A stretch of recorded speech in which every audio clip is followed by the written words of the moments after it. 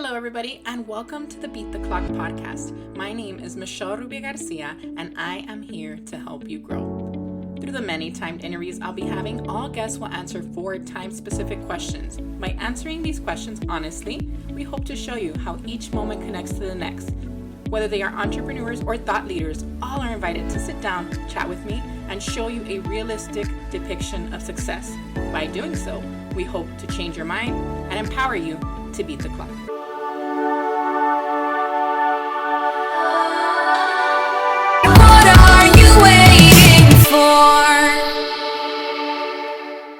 Hello, everybody, and welcome back to Beat the Clock. My name is Rubio-Garcia, but to some, I am known as the victorious MRG because I just want to champion everybody around me.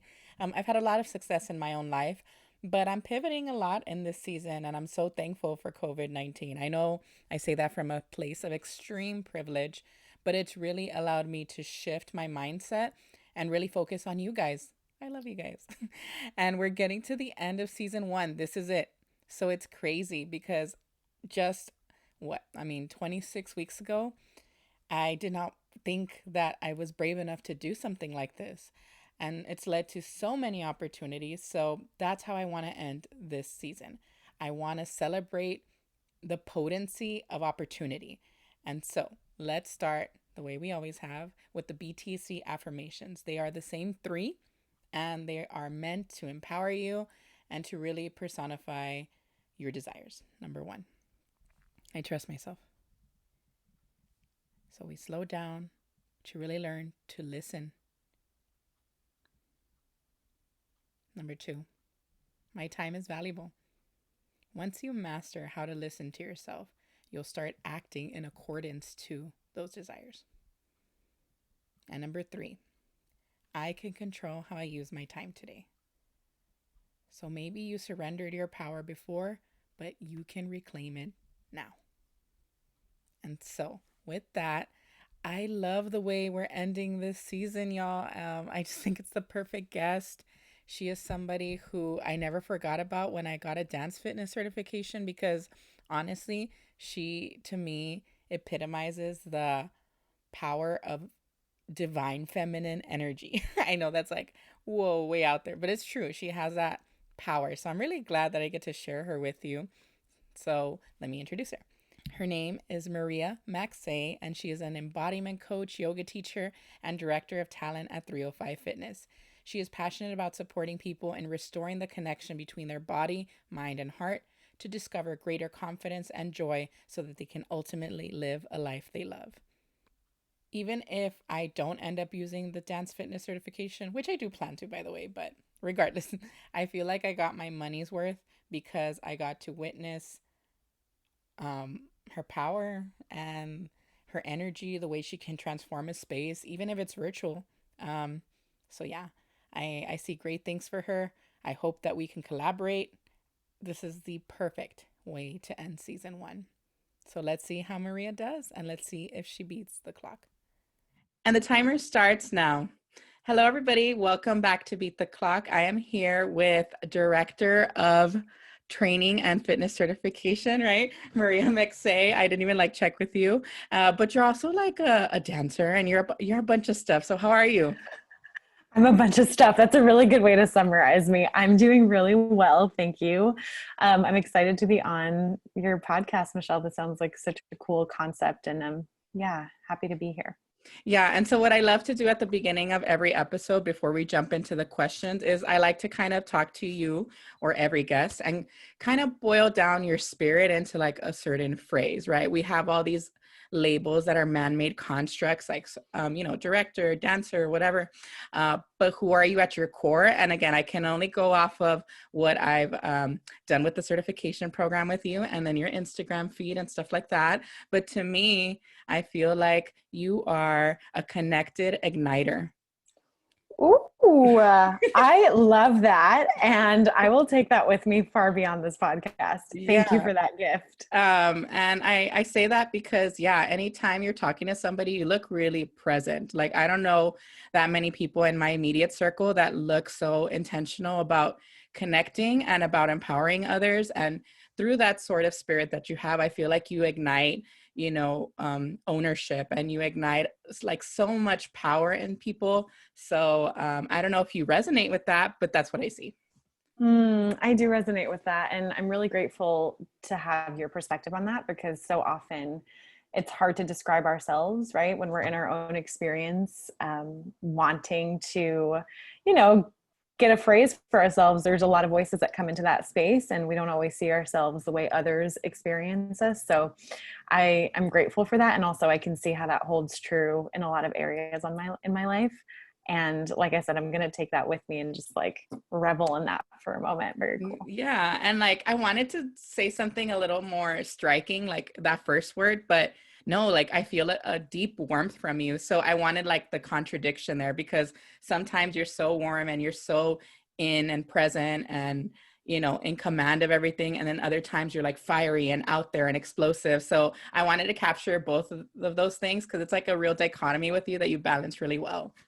Yeah, I do have very like polar moments for sure. Something I've learned about myself in the last year, where I thought I'm like the middle way, the middle path, but I tend to fare on either side. And I do feel that I aim to balance the two or integrate them in my life. So Yeah, and it's very okay if cool. you fluctuate. I mean, I feel like any high performer or high achiever kind of has to have that sort of polarization, right? Because that level of emotion is not something that everybody can tap into.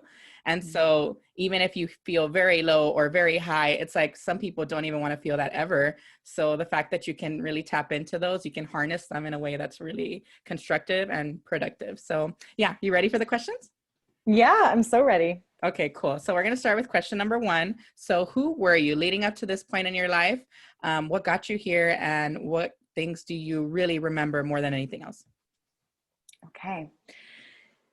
I love this question, and it helps us like filter out like what do I really want to share. So I was born in Denmark and grew up in Greece, Turkey, back to Greece, Denmark. We moved to Arizona when I was 13. So in my young formative years, there was a lot of influence of, my Danish background, but then also other cultures that I was exposed to. And I really got to experience a lot from a very young age that, of course, for quite some time I took for granted, but it offered me a lot of perspective for life. And I would also speak to the fact that learning different languages was something that was a journey for me. So I spoke Danish with my parents, and then learned Greek in kindergarten, and went on to learn English when I was 6 or 7, which now is like my most fluent language. But yeah, that really is something that I'm grateful for, those experiences. Within growing up, I was very connected to movement. So my mom was a gymnast, and I grew up in like her classes, and then it turned into trying out classes like ballet, which I wasn't into. So they just tried to put me in different things that were movement oriented. And I just from a very early age felt like very connected to moving my body, and maybe it comes from the lineage of my family. My grandfather was a gymnast too. Oh, wow. Yeah. And when we moved to Arizona, I was really upset. I hated it because we went from Greece to Arizona. And And I know, because like now that I went to Greece too, I'm such a beach snob now because of Greece. It's like I'll never look at anything the same. yeah. So the culture, the ocean, the food, it was just very, very different. So that Mhm. was really hard for me, actually. It was really hard to leave Greece when I was 12, 13, because I had formed, those relationships, and I was moving into my teenage years, starting to develop. The body was changing. And Mhm. when I got to Arizona, what was really striking to me was the cliques that were present in the middle school. Everyone had their friends either from elementary school or from, seventh grade, but I arrived in eighth grade and was very much like an outcast, Mhm. and made friends with one other Korean girl who had also just moved there. And we just became friends because we didn't really fit in anywhere else. And I Survival. started, yeah, survival. Like, okay, you're new, I'm new, let's come together. Uh-huh. Uh, but I recalled too, like the schooling system was so different, and I had been used to so much pressure from being a kid as far as like being in private schools, which served me really well. And I was able to kind of just like coast through that eighth grade year and then challenge myself through high school. But ultimately, what else I noticed was that I became a lot more self-conscious. And maybe it just happened that I was like turning 13, got my period for the first time, but I also noticed that everyone was like doing their hair and doing their makeup, and like nails were done and legs were shaved, and here I was being like, never shaved my legs. Like Mm-hmm. kids in Greece just didn't care, and like the whole boy girl thing was like very fluid. Like we were all friends because there was like 50 of us in a class, and going to a class of like 500, and the pressure of being liked and being pretty and being really like came down on me in a very interesting way. And I adjusted, but I look back and I see that time really started to shift a lot in how I felt in my body, and how I started to show up. So anyway, went through high school, found like amazing friends that changed my whole perspective of being in the States, like best friends that I'm still connected to, and ended up dancing a lot in high school, which gave me like a lot of creative outlet. And I loved it so much. So at the end of high school, I was like, I'm not going to apply to any college. My parents were so just like, I was parenting myself at that point for sure. So Mm-hmm. they didn't even check, like, have you applied to any colleges? And because I hadn't, I just was like, I'm going to go to New York where my friend is for the summer, and I'm just going to start dancing. I love that I was so optimistic and just like going for it. My Was that parents were, Sadie? what? No, it was my best friend, Lindsay. Her name Oh, was okay. Lindsay. Yeah, a powerful woman. Mm-hmm. But no role plan, just like Lindsay's there, so I'm going to go. And I didn't have a game plan, so it didn't last long because she ended up moving to Atlanta for a music deal. And so I went back to Arizona, but I had that like, okay, I'm just going to go with the flow. Mm-hmm.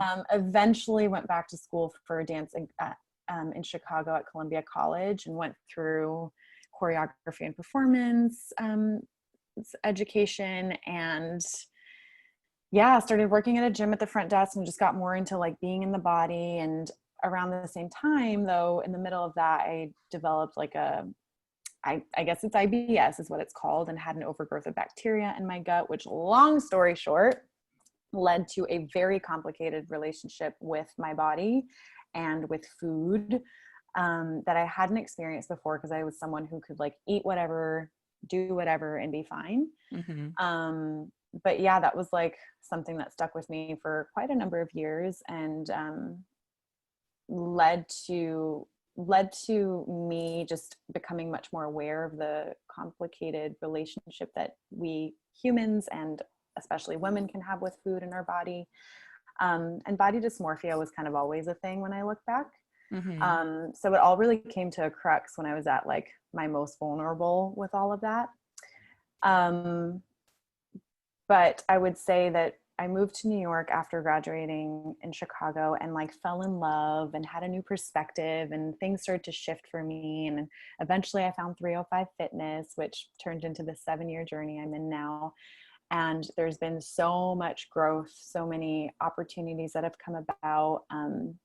I really dove into those areas that I wanted to be more involved in, like mind body eating coaching and yoga trainings and traveling and teaching. So who I was someone, I guess, who's had a lot of travel experience, who has experienced a number of different cultures, even though there's more that I want to see. And just like trusted my impulse to like shift and move. One, because it was just kind of instilled in me.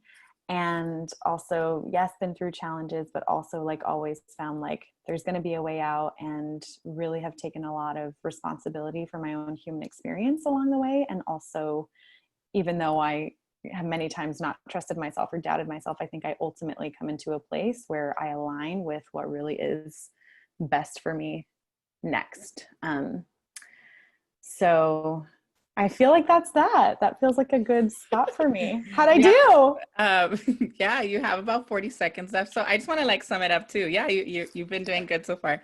And yeah, I really like that you're saying that, you know, body image issues and food relationships and maybe toxic associations with food were very real, because sometimes we want to associate those kind of things with different body types. And if anybody looks at you on Instagram, I mean, you look confident, you have a great body. Like we never really know what people are carrying.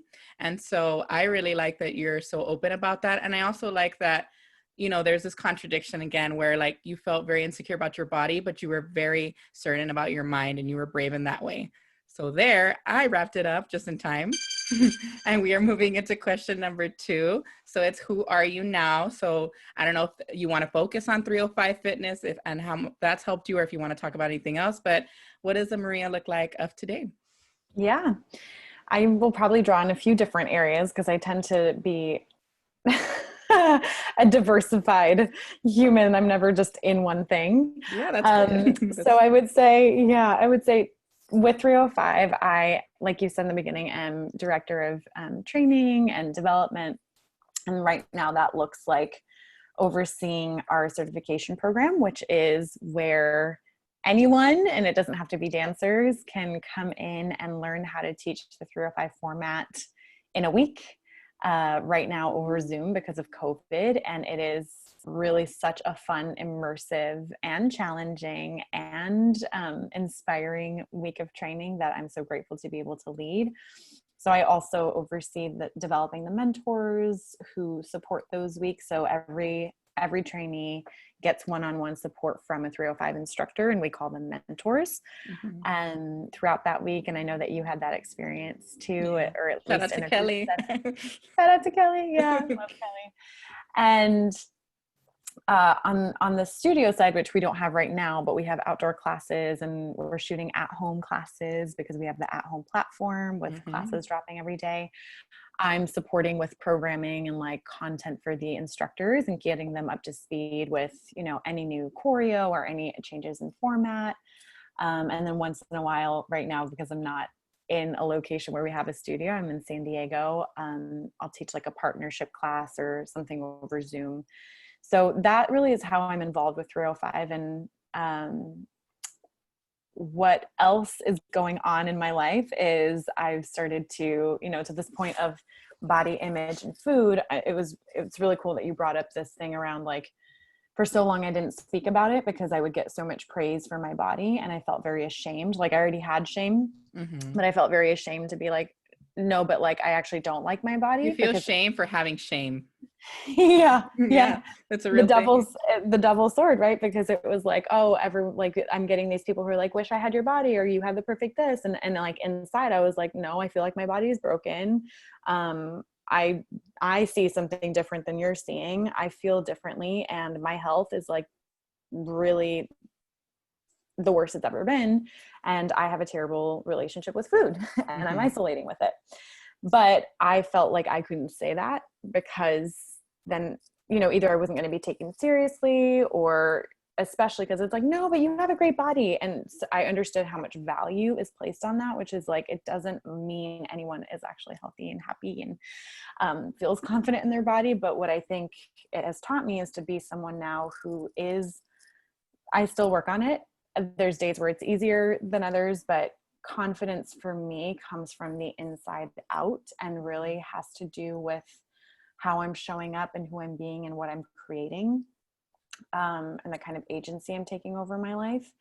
So right now, what that's looking like is going into creating more of my business that I've been dreaming up for a lot of years. And it's little by little, it's been, you know, like one-on-one clients, and right now it's looking like me creating a show. It's an online show called, yeah, Mhm. it's very related to what we were just talking about, which is cool. It's Food Freedom is the name Mhm. of the show, and it's all about teaching or sharing with people how they can overcome their complicated relationship with food, whether it be disorder eating, binge eating, restrictive eating, dieting, just Even fear of food. extreme exercise to, like, you know, to make make up for up the for food you eat. eating. Yeah. Mm-hmm. Yeah. So, That how to feel good in our bodies, meaning like how do we place the focus on feeling good versus looking good, and then how do we also work with our body image and find peace around that so that we can step into our power more fully. Because I would say I am someone who has gone through that journey, and right now, like, sure, once in a while, like food, body stuff will come to me, but I have a very different relationship with it where I can see it as like, okay, what is this actually about versus something is wrong with me or I need to change something. mm-hmm. Um, Using it as insight into like, maybe I'm not showing up as my full self, or maybe there's an emotion I'm not listening to, or maybe I'm not moving my body enough because I'm sitting on Zoom all day and so I'm starting to feel icky. So that's what I'm creating right now and really excited to share. And it's actually like, it sounds like right when this podcast will be available is like in the midst of the series. So it will go live on November 16th / will have gone live on November 16th, and we'll run through the first week of December with interviews with experts and coaches and authors and psychiatrists and all that who are speaking and sharing like, how can we find freedom with food? So that's something that I'm doing right now. It's like occupying a lot of my mental energy as I'm creating it. And it's challenging me to step out of my comfort zone with a lot of things, both with reaching out to speakers, creating this thing, working with tech, like what is an online show, and like all the logistics and setting up all the emails and starting to do all the promotion. And it's like, yeah, there's resistance there many times. And so I'm finding myself to choose to be someone who meets that with kindness and with understanding so that I can continue to have the endurance to move forward and to bring this thing into the world that I'm passionate about and is a real part of my journey, and feels important to start to integrate who I was with who I am and what I believe, right, about where our beauty and where our confidence actually lie, which is not a conversation that's happening in mainstream media or diet culture, right? It's all about like how we're not enough. Mm-hmm. So this is just one of those angles of giving people just another tool. It's just another path. It's just another perspective into advocating for ourselves, into taking back power and owning who we are and becoming proud of who we are. And it feels really awesome to finally get out of my own way to put something like this on, and to have adopted a coach who is like guiding me through that, because I think I was like, I could do it myself in the past, and like I was getting nowhere. Yeah, um that's usually how it goes. yeah, and it's Mm-hmm. funny because like I work with private clients for yoga or for personal training, or for group sessions. Now I do a lot of coaching, and it's funny that that hasn't really settled in to being a more deep offering until I sought out a coach, because I think we all could use the support of someone who has insights that we haven't gotten to yet, Mm-hmm. and who can help us with our mind to manage it. So where I am is both like very occupied in 305 land and continuing to be a part of that, and starting to create my own thing, which feels like the perfect balance for my personality type. Yeah, and that's what I was about to say. We have about 30 seconds. So it feels like every single part of your life, whether it was good or bad, is like weaving into this path. And I was talking about this with another guest. Sometimes it's not about finding yourself, but it's about coming back to yourself, right? Mm-hmm. Maybe these were issues or passions that you were always, kind of ruminating on, but you didn't have, like you said, that agency to step into it. And sometimes it's just about stepping into that discomfort and just knowing that you're going to find a way. It's that same spirit that you had when you were younger, but now it's trusting yourself professionally to do the same. Woo! Oh, we're killing it. We're doing it like right on time. We're a Okay. good team. We're a good team. Yeah. So you have a good sense of time too. It's probably because of dance and stuff, but It is. I'm like, yeah. I know what an 8-minute toning section feels like. So yeah, and before we jump into the third question, I also just want to say I feel like everything's like a build up for you too. It's like a culmination. So maybe 305 might have been what you needed to kind of heal and process and treat. And now that you have that kind of foundation, you can spring forth and then come in and do your own thing and kind of own it without the label of 305. And maybe it's food freedom, but did you create that yourself, right? Like that was something. Yeah. So that's Yeah, like, yeah. that's really powerful. And the way you're doing it too, it speaks to like the reality of life, right? Like like you said, we want to take it all on ourselves, but our relationship to food is so multifaceted. It's like generational, it's genetic, it's psychological, it's emotional, it's spiritual, it's everything. And you're bringing in all these voices because that is how we have to look at it. And that when we don't address it like that, that's why we end up with the toxic diet culture, the toxic fitness culture. And like, if we don't address the spiritual, we'll never handle the physical. So that's just really, really cool. So yeah, we're jumping right into question number 3. So who will you be? Who will I be? Ah, what a good visionary question. And I have just as much time. I get to just kind of like dream here. Okay. Yeah, dream and speak it into existence. Yeah. Yeah, I love this question because how often do we not do this? Like focus on the past or just what is versus like actually speak into existence what we desire and what our vision is. And so this is awesome. Okay, who will I be? I will be. I love that it creates like this sense of like vulnerability, right? Yeah. Okay, I'm into this. So And like bravery to like actually yeah, say it. Yeah. like am I willing to step into this thing that I deeply desire, and like am Yeah. I willing to let other people hear it with Mm-hmm. like the possibility where the mind goes, but what if it doesn't happen, to like be willing to be seen. Yeah. So cool. Yeah, I'm getting chills. But yeah, like for me, the podcast has been super cathartic in a way because I mean, I spoke for the first time here that I'm gonna do mindset coaching. I spoke for the first time that I was like an entrepreneur.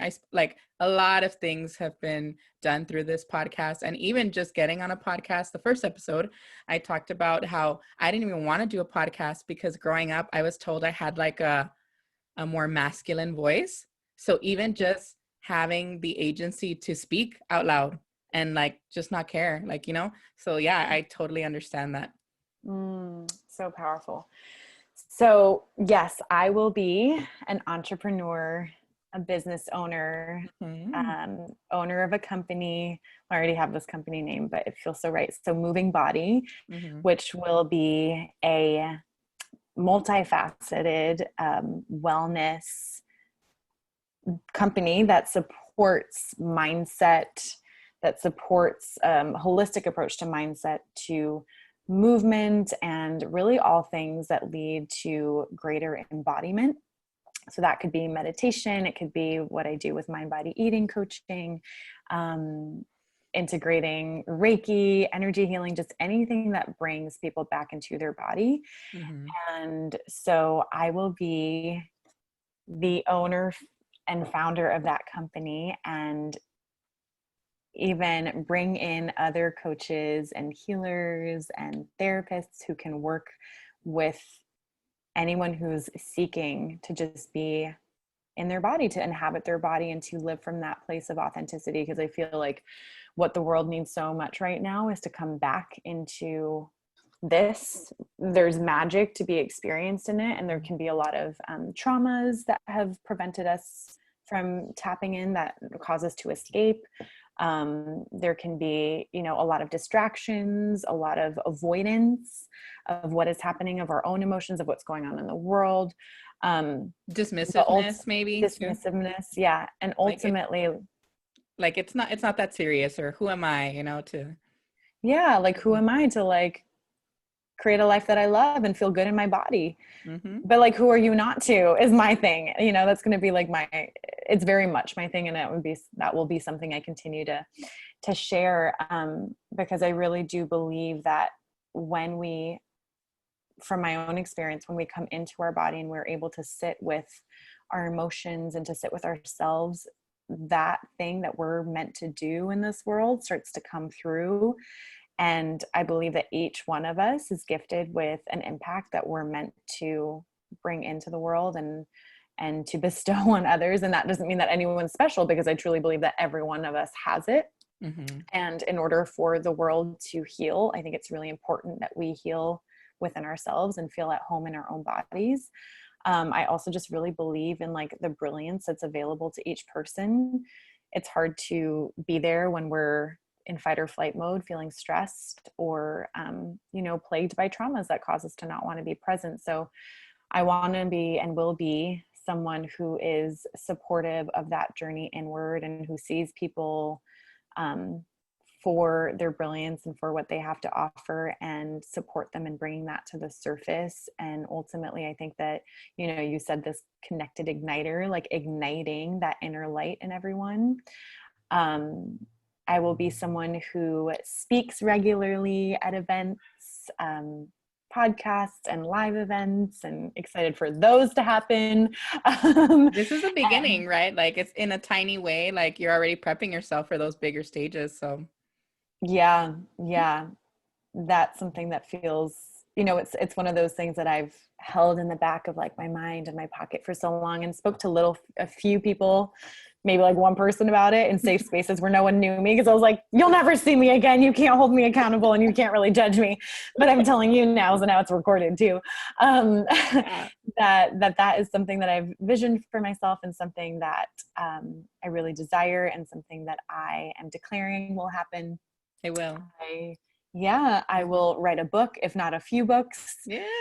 and be an author. I will also be a mother and have a beautiful partner and create a family, and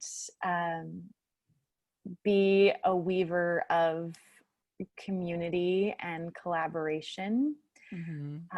Someone who brings in, right now it's really, I'm like really passionate about doing this with women, but building my business from a place of collaboration versus like employing. So collaborating with, let's say if it's someone who's like, I really respect the way that they design, and then it's working with them to design my website, let's say, or the covers of my books, or course materials or products, and honoring their genius, and working with women who are really passionate about creating partnerships, and they can be that lead, or collaborating with other entrepreneurs in the world who want to spread a similar message.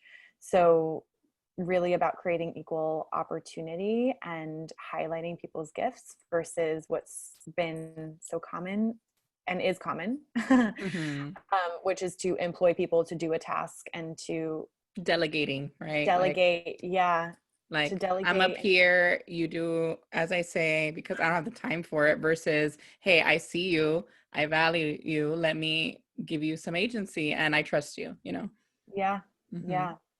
So that really is how I will operate my business and my bring forth my creations, and be just like another example of how people can conduct a business, how they can be entrepreneurs. And I think that also ultimately comes back to my value of creativity. So I will continue to be someone who is creative. I actually can imagine myself going back into choreographing and just creating experiences that have more of that artistic lens. It's easy for me to fare on just like the business side of things right now, which feels fun, but I'm also creative in the space of like retreats. Definitely will lead retreats and immersions and trainings that are live, and will include a big component around artistry and dance and movement. So basically I feel like you're crafting a little bit of culture in your immediate like ecosystem. Like you're gonna carve out this space where it's safe and it's rich. I keep thinking of that word, like richness, just rich in value, rich in talent, rich in experience, rich in presence. It all sounds good. It all sounds like-minded too, and it sounds incredible. I mean, yeah, I love it. Thank you. It was fun too to just like to speak it in here. It's like there's a new creative element that comes out, because there's like, we might think about like 2 or 3 things, right, that we want to be or want to create. And then as I was talking to you, knowing that there was extra time, I was like, oh, and then like maybe this could happen, and like I could do this, or I will do this, because we're talking about like we're declaring it. And that was really fun to create in the moment into this blank canvas in a way. Yeah, because it expands the vision once you have like these parameters. Because maybe you, since you're so scared of saying it, you minimize it to a couple of seconds.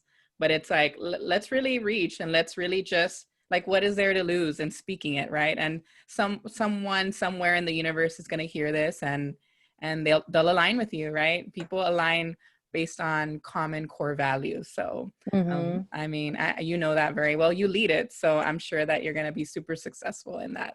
And Mm, yeah, I can't wait. I can't wait to see it. thank you. Uh-huh. So final question. So how can listeners avoid clocking out? Maybe they've, been a little bit jaded. Maybe they've been betrayed. They no longer trust. So even by themselves, right? Rejecting themselves, that can be a thing, Mm, I feel. So how can listeners avoid clocking out and how can they really get present and powerful? mm. I feel like breathing is the first way. Yeah, someone else said that Um, too. yeah, it's easy to clock out and to get into our head and into our fight or flight state, which is never a creative space. It's usually a state of fear and anxiety, Mm-hmm. and rumination when we disconnect from our breath. So the breath, taking a deep breath in and out, clocking back into the present moment in that way. Um, So literally physically clocking in. physically, yeah. Mhm. Feeling your toes, feeling your knees, your hips on whatever you're sitting on, or if you're standing, and just like clocking into this moment. Mhm. Um, I feel like that's step one. For me, at least, it's really important. It really helps me. Other ways to come back is for some, it's through movement, it's through creating art. We can call it meditation. We can sit with mantras and again, connect back into the body and into the moment to hear the whispers of our heart. I feel like where we can get lost is, and I've gotten there before for sure, is when we start valuing what other people think for us or what society tells us we should be doing, or what the mind goes, this is a good idea because so and so and so, the analytical part of the mind that has a reason for everything but can't see our potential and isn't actually honoring our heart. And sometimes Um, that's also like, let me calculate and devise a plan because I don't trust, because I'm fearful of failure. yeah, Mm-hmm. yeah, absolutely.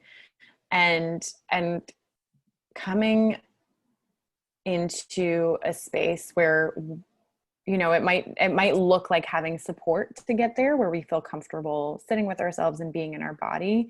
um, I think part of, so I guess what I'm saying is seeking support from people who uphold this vision of you, that you don't need them for an extended amount of time. You might just need their support for a moment to come back to who you are. And like these could be different tools, mindset experiences that like lead us back to being a little bit more connected. And we can't do everything alone and we need community. So relying on each other, asking for support, asking for help, seeking others, something I'm learning to do, which is helping me stay clocked in. The other thing is like trusting oneself when there's a nudge where something just doesn't feel right, or it feels heavy, or we feel like, oh, I should be motivated but I'm not, but this thing, I'm curious about this thing. Like listening to the little nudges Mm-hmm. that might seem like they just don't make sense, but those intuitive hits, that is huge. And has served me really well in my life, and I'm still working to be even better at it because I see how I come up against um, resisting that. So the other things I would say is just like being committed to oneself and one's own life and one's own joy and happiness. And that doesn't mean that we're always going to be happy. We're human beings. We're going to touch a lot of emotions, Mm-hmm. but really being committed to like, does this still feel right? Is this for me? Is this the best choice for me? And setting boundaries that are respectful, of course, of others, but setting boundaries so that we can show up for ourselves. Clocking in looks like remembering our worth, and that might mean that we need to speak it through affirmations until we start to believe it. It might mean that we need to call on someone to lift us up. It might just mean that we need to start doing the thing that we stopped doing that gave us a lot of energy and confidence, or start doing the thing that we feel inspired to create instead of just like reasoning why or why not or making excuses. And that right there is showing up for oneself and overcoming or working with resistance. So a big eye opener for me this year was The War of Art, that book, if you know it. And I think that really summarizes how we clock out, and inspired me to stay really present when I want to do that, and to see resistance not as, or frustration, not as a ticket to leave, but actually as the reason to stay. Mm-hmm.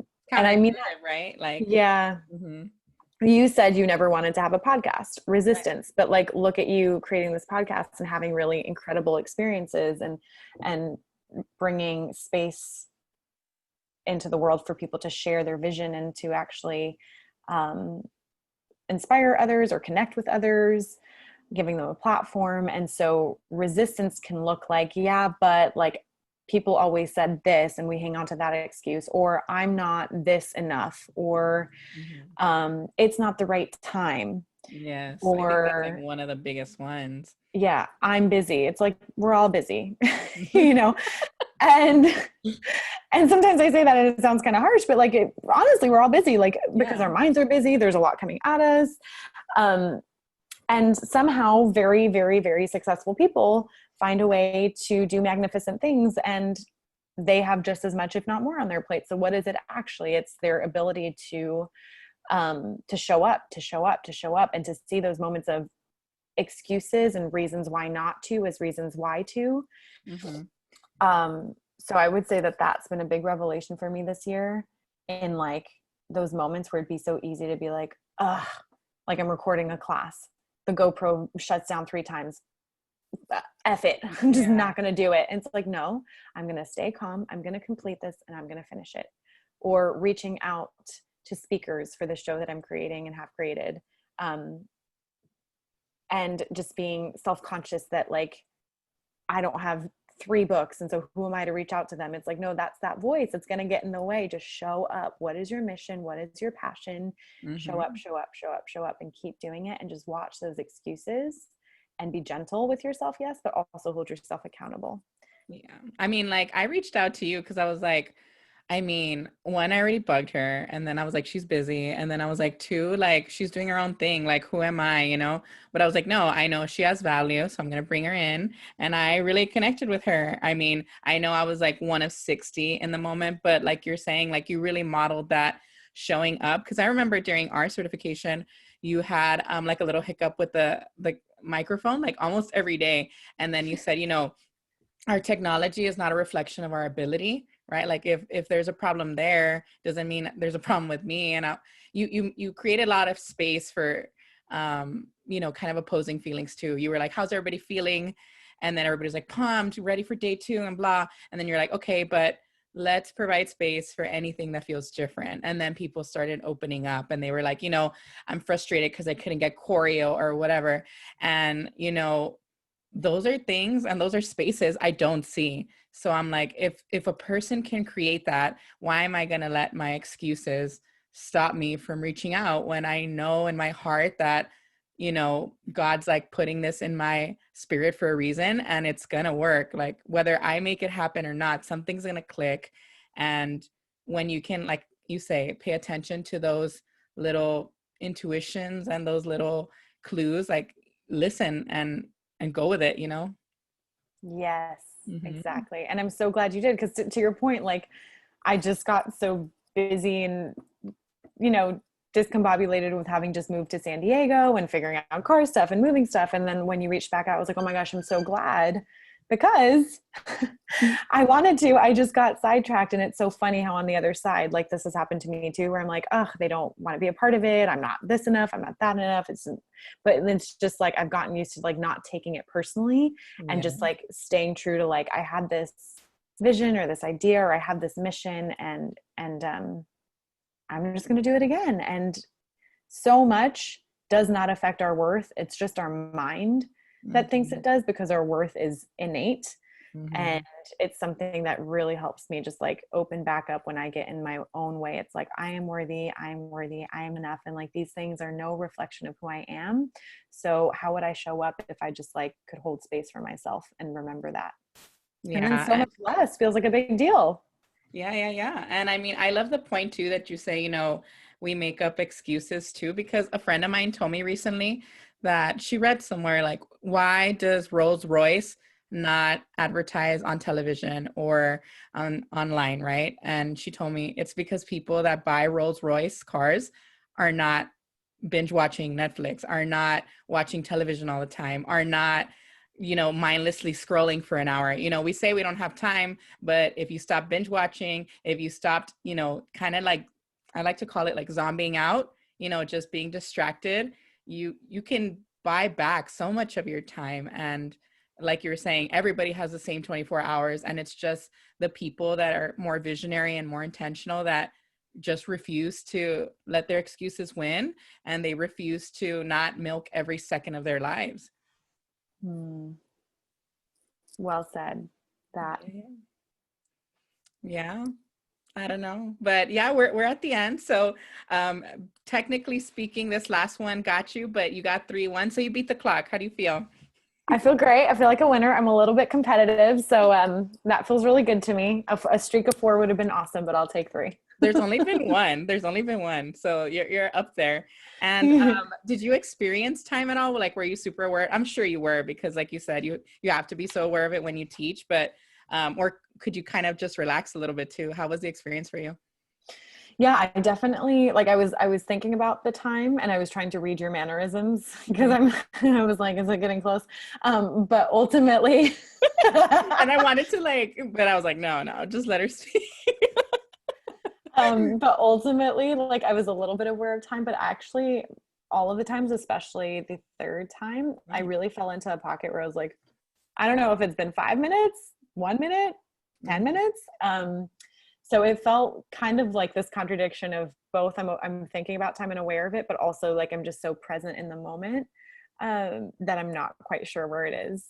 And I mean, if you notice, like the third question was where you really wanted to just indulge. And so when you indulge yourself and you allow yourself to kind of dream and kind of plan and implement and strategize, whatever you want to call it, we lose track of time sometimes, because Yeah. it feels so good to just be, you know, at the helm of your life and really just allow yourself to craft whatever you want without limitations. I mean, technically there was a timer, but when space is provided for you to just create, it's like, whoa, once you start creating, it starts this momentum and this flow. Yeah, absolutely. I definitely felt that with that question. So well said. Yeah. So yeah, I feel like we're at the end of the season technically. We close out with you. So Wow, really? yeah, I'll come back in January of 21, but I want to enjoy the holidays. Yeah. It's a grind to keep this up and to keep the blog up and to keep coaching stuff up and PhD. There's a lot. So I think also when, like you're saying, when your body says rest a little, you listen, right? Because then it's not sustainable. Yeah, exactly. It's Yeah. really important that we take that time, especially when we're high achievers or visionaries or want to create a lot. It's easy to run ourselves into the ground, which I've definitely been guilty of a number of times.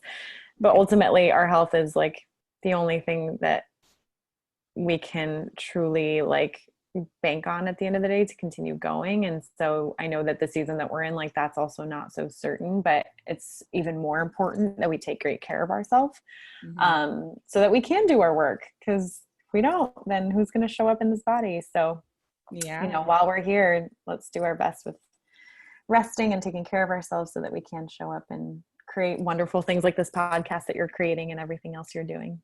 Yeah, well, thank you so much for being a part of it and for closing it out. I feel like this is just the right energy that I wanted to end with. And I don't know, where can people reach you? Where can they learn more about food freedom? Like, what are all the gram Instagram things?